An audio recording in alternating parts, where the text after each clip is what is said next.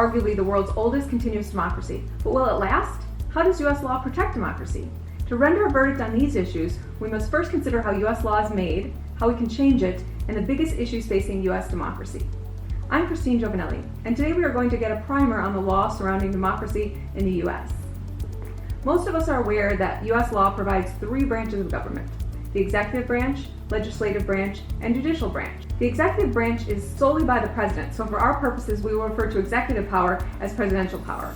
The legislative branch is commonly known as Congress, and it was broken down into the House of Representatives and the Senate. The highest power in the judicial branch is, of course, the U.S. Supreme Court.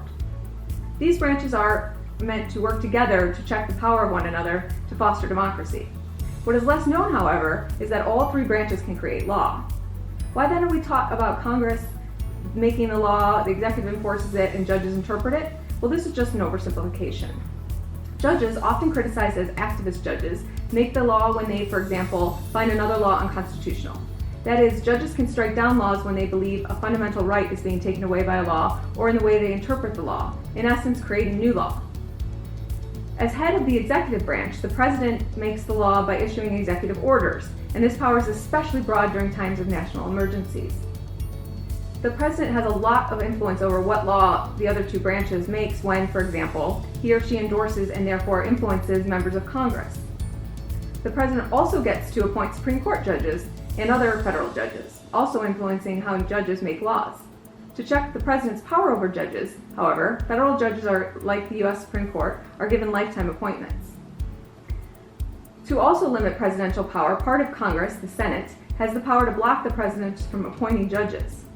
When a U.S. Senate is controlled by a party not aligned with the president's judicial interests or judicial nominations, the Senate can decline to confirm these judges.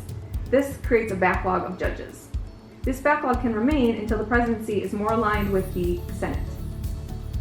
The flaw in this system arises when a large backlog of judges occurs and one president alone is allowed to fill that backlog, because now he or she also has a lot of influence over the Supreme Court.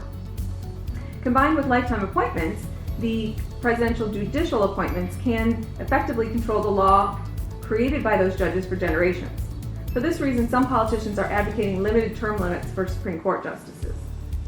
Throughout history, the three branches have each sought to expand their powers, and U.S. citizens rely on the branches of government to check one another. When this doesn't happen, one way for the public to check these powers is through voting. Voting is important in a democracy to ensure that those in power of these branches are representing the people instead of themselves.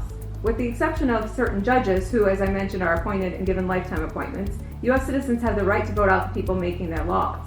If this system of checks and balances works, though, and the U.S. is a democracy, why then have U.S. presidents won the election even though they received less than a majority of the popular vote?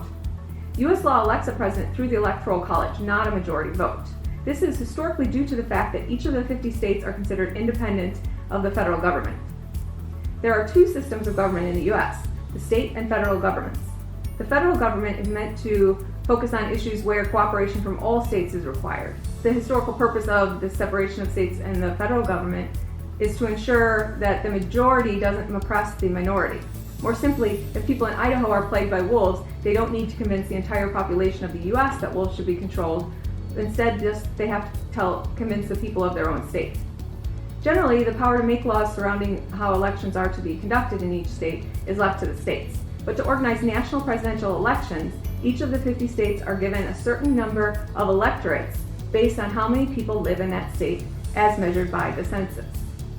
The way the Electoral College votes is that generally if you win the presidential election in a state by a certain percentage, you get all of the electoral votes in that state. So if you live in a bigger state like Texas, politicians are going to be more focused on getting your vote than say if you live in a smaller state like Maine. A flaw in this system arises when you have states like Florida that are referred to as swing states. Presidential candidates can win swing states by just barely over 50% of the vote in that state and still get all of the electoral votes. In the 2016 U.S. presidential election, President Donald Trump effectively won the election by 107,000 people voting in 3 swing states. That means even though Donald Trump only won a small margin in those states, he got all of the electoral votes. When that happens, the president can lose the popular vote but still win the election. The way the popular vote can be so much different than the electoral votes is that in some states they have a large population and a large percentage of people supporting one candidate. However, just like swing states, these states still only count as much as their total electoral votes. In this way, the Electoral College empowers the U.S. President, who in turn influences each of the other branches and global policy. Since the right to vote politicians like the President is so important, let's turn now to the law that protects the right to vote. There is some concern that current U.S. law should be amended to protect the right to vote. The main complaints about voting rights today are 1. Voting twice, 2. Voting when you have no right to vote, 3. Stealing votes before they are counted, and 4. Voter manipulation. As I mentioned before, the laws surrounding the right to vote are largely left up to the states. However, in federal elections, like the presidency, it is a federal crime to vote more than once, and you can be fined up to $10,000 and face up to 5 years in prison. In the states, the law varies. Some states find it to be a serious crime with serious criminal and financial penalties, and in other states it's considered an infraction or a misdemeanor with less serious penalties. These penalties seem to deter people from voting twice, as it is very rare for U.S. citizens to vote twice, and when it does happen, sometimes it has been found to be due to a mistake. With the increase in mail-in voting, however, some are concerned that these mistakes, or alleged mistakes, will multiply. In a recent Georgia election, 1,000 people voted twice, but election officials were able to catch those votes before they were counted. As to voting when you have no right to vote, in the U.S., certain classes of people are not given the right to vote, such as non-citizens. Some states also limit the right to vote if you have been convicted of a serious crime called a felony, or if you are mentally incapacitated.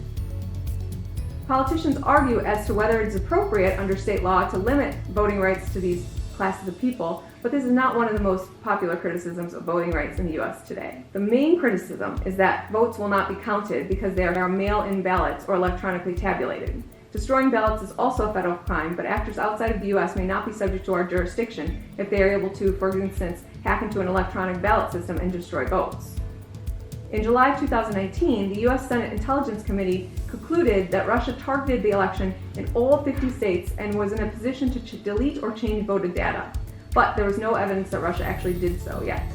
This remains one area where U.S. law is vulnerable and needs to address this issue.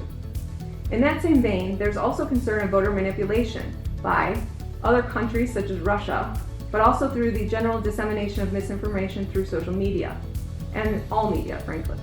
The global reach of social media today gives influencers a platform that was unheard of before the dawn of the internet, and the U.S. law has not kept up with this change. Policing the spread of misinformation has been left up to social media companies, who are private companies and have no obligation to provide freedom of speech on their platform. Social media companies historically have prioritized maintaining freedom of speech on their sites, but have recently made efforts to flag misinformation as incorrect in certain instances. Much debate is necessary to determine how to best address the balance of freedom of speech versus freedom to be free from defamatory or false statements, especially against public figures. U.S. law has been lenient when it comes to policing defamatory statements against public figures to preserve a robust public discussion about important issues. So on the one hand, the internet provides unprecedented access to information, but policing false information about politics has largely been ignored until recently. Other than voting, the other way for individuals to check the power of the three branches is through protests, either online or in person, collectively or as an individual influencer. One must never underestimate the court of public opinion and its influence on politicians.